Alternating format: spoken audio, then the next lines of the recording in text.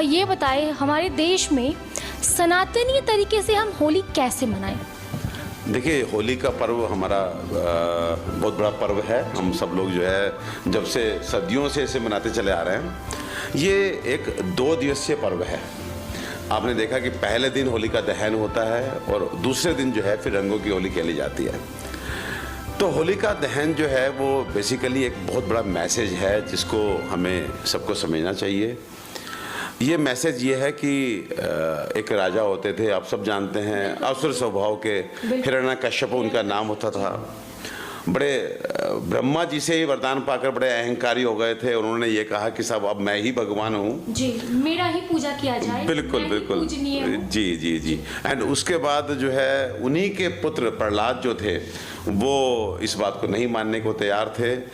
जब उनके पिता उनको बोलते थे कि मैं तुम्हारा पिता हूँ, तो प्रहलाद जवाब देते थे कि आप पिता हैं लेकिन ऊपर वाला नारायण मेरा परम पिता है।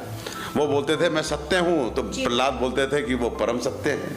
वो जब हिरण्यकश्यप बोलते थे मैं समृद्ध हूँ, तो प्रहलाद बोलते थे कि समृद्ध बनाने वाला वो है।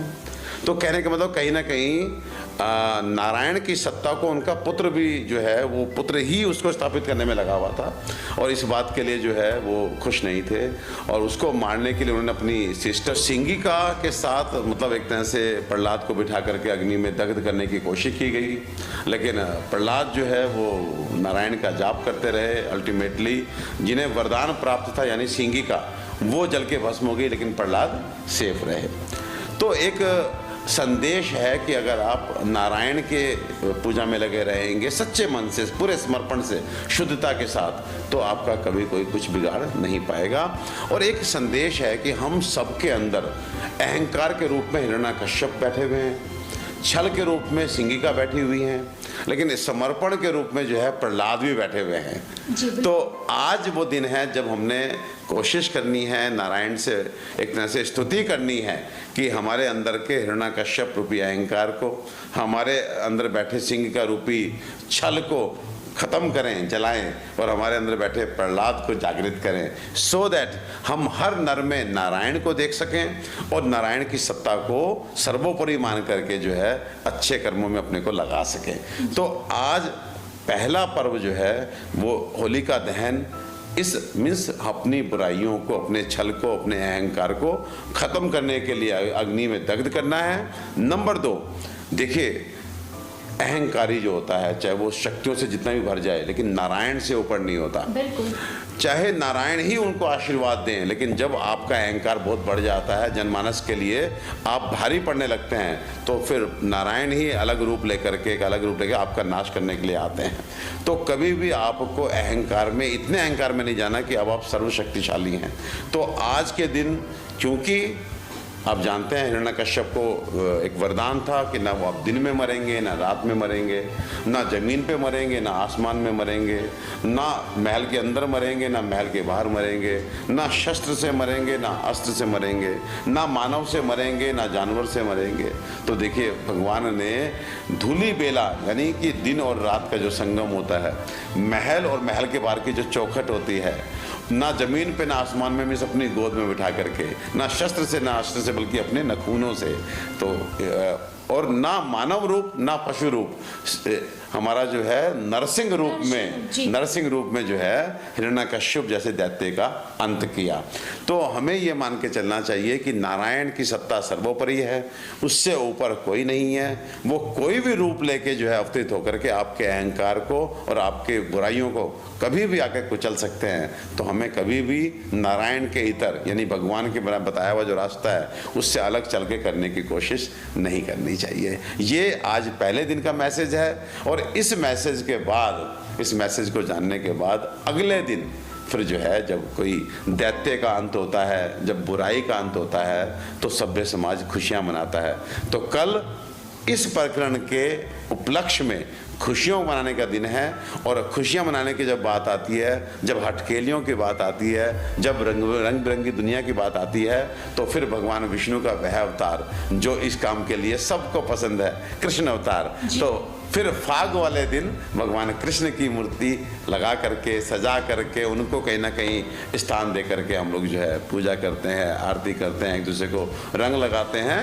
और होली के दिन का एक मैसेज और भी है कि आपको बुराई को भी मारना है, साथ में अमीरी गरीबी के अंतर को, जाति धर्म भाषा के अंतर को, सब तरह के विभेदों को आपको ख़त्म करके ज़िंदगी को नए तरीके से शुरू करने का ये त्यौहार है। बिल्कुल सही कहा आपने। होली बुराई पे अच्छाई की जीत का त्यौहार है, भाईचारे का त्यौहार है, प्रेम का त्यौहार है। अक्सर देखा गया है हमारे आज के नवयुवक नशा करते हैं और होली में तो इतना नशे में रहते हैं कि उन्हें होश ही नहीं रहता कि हम ये पर्व को सेलिब्रेट कैसे करें। तो उनके लिए आप क्या कहना चाहते हैं? देखिए, मैं तो यही कहना चाहूँगा कि मार्गदर्शन का अभाव है। आज हम कहते हैं कि होली का दहन हो रहा है। होली का हम बोलते हैं हिरण्यकश्यप की बहन का नाम, हिरण्यकश्यप की बहन का नाम सिंगिका। जब प्रहलाद जो है उनको माँ लक्ष्मी ने गोद लिया था, एक तरह से अपना पुत्र माना था। जब सिंगिका जल रही थी तब माँ लक्ष्मी ने नारायण से बोला, देखो सिंगिका जल रही है। तब नारायण ने बोला था कि सिंगिका एक नारी है, ये क्या जलेगी। आज बुराई जल रही है, आज अहंकार जल रहा है, आज छल जल रहा है। तो कहीं ना कहीं मुझे ऐसा लगता है कि समाज के जो बड़े अपने को शिक्षाविद कहने वाले लोग हैं, उनको निकल करके नवयुवकों को इस तरह के मैसेजेस देने चाहिए, सो दैट वो सही रास्ते पे आ सकें। यदि हम इस तरह से डिस्कनेक्ट होते रहेंगे, त्योहारों से अपने को अलग करते रहेंगे, तो डेफिनेटली त्यौहार कहीं ना कहीं विलुप्त भी होंगे और निश्चित रूप से अशुद्ध भी होंगे। जो आपने बताया कि अब होली का मतलब नशा, तो नशा तो होली का मतलब नहीं है। होली का मतलब तो नशा छोड़ना है, नशा करना। हमें बताएं, आपने होली के बारे में हमें इतना कुछ, इतनी बातें बताई जो शायद आज के दिन किसी को पता ना हो। आप किस तरीके से होली मनाते हैं, ये जानकर हमारे दर्शक बहुत खुश होंगे, क्योंकि आपकी बातें सही में उनके लिए बहुत काम करेंगी। तो ये बात हमें बताएं। देखिए, आज मैंने बताया कि 2 दिवसीय ये पर्व है। तो पहला दिन जो है होली का दहन का है, तो हमने एक हवन कुंड जो है वो उसमें अग्नि प्रज्वलित की और हमारे लगभग 250 योग साधक जो है सुबह प्रातः 6 बजे उस होलिका दहन में शामिल हुए। एक पर्ची हमने बनाई जिस पे हमने अपनी बुराइयों को लिखा, जिसमें हमने लिखा कि हमारे अंदर से आलस खत्म हो, हमारे अंदर से भय खत्म हो, हमारे अंदर से ईर्ष्या खत्म हो, हमारे अंदर से क्रोध खत्म हो। और हर योग साधक ने नारायण से स्तुति करते हुए उस अपनी अर्जी को अग्नि देवता को अर्पित किया कि हमें इन बुराइयों से आज मुक्ति दिलाएं। तो इस तरह। एंड दूसरा, हमने भगवान विष्णु के नरसिंह अवतार की पूजा की। देखिए, हमारे पास हर चीज़ एक में, हम भगवान विष्णु की भी पूजा कर सकते हैं, लेकिन नहीं, नरसिंह अवतार अपने आप में एक मैसेज है कि आप भगवान के रूपों को आप नहीं सोच सकते, इमेजिन नहीं कर सकते। कभी भी आपको इस भ्रांति में नहीं रहना चाहिए कि अब आप सर्वोपरि हैं। भगवान किसी भी रूप में आकर के बुराई का अंत करके जाएंगे। तो आपको बुराइयों से दूर ही रहना है, अपने अहंकार को इतना नहीं बढ़ाना कि प्रभु एक अन्य रूप लेकर के आपको ध्वस्त करने के लिए यहाँ पृथ्वी पर अवतरित हों। तो सीधा सच्चा मैसेज है कि होली का दहन, अपनी बुराइयों को दहन करें और भगवान नरसिंह को पूजन करके आज नारायण की सत्ता को स्वीकारने का दिन है, उनको सर्वोपरि मानने का दिन है।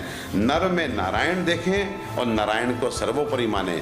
आज इस तरह के विचार के साथ, इस तरह की अवधारणा के साथ हम लोगों ने प्रभु के गुणगान किए और कल हम भगवान कृष्ण का पहले आध्यात्मिक तरीके से गुणगान करेंगे। और जैसे मैंने कहा कि कल का दिन है समाज जोड़ने का, पुरानी बातें, बुरी बातें भूल के नई शुरुआत करने का। तो मैं तो आपके माध्यम से सभी लोगों को जो आपके चैनल के साथ जुड़ रहे हैं, आपको निमंत्रण देना चाहता हूं कि कल प्रातः 6 बजे आप जितेंद्र बहल पार्क, न्यू कॉलोनी, गुरुग्राम में आएँ और देखिए क्या आनंद। यहीं पे आपको वृंदावन की छवि जो है नजर आएगी। और उसके बाद फिर हम 7 बजे निकलेंगे, सड़क पे निकलेंगे, लोगों के घर घर जाएंगे।